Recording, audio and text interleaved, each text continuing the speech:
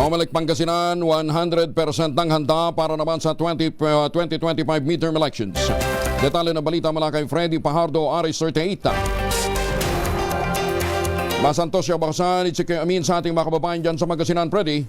Masantos siya kabuwasan Kuyang Angel, tiniyak ni Comelec Pangasinan Provincial Election Supervisor Attorney Erickson Oganisa na 100% na umano silang handa para sa 2025 midterm elections. Ginawa ni Attorney Oganisa ang pagtiyak ng tanungin siya ni 4th District Board Member Jeremy Rosario sa question in our time ng sangguniang panglalawigan regular session. Ayon sa kanya, nagsimula na rin kahapon ang 4 na araw na training ng mga election personnel na sila ring magsasanay sa mga tatayong full body sumayo at 12 national and local elections. Tiwala din si Atty. Oganisa na lahat ng botante makakaboto sa araw ng halalan kung saan naglaan ang komisyon ng 2,869 cluster precincts sa buong lalawigan. Inaasahang lalahok sa botohan ang 2,156,306 na registered voters ng Pangasinan.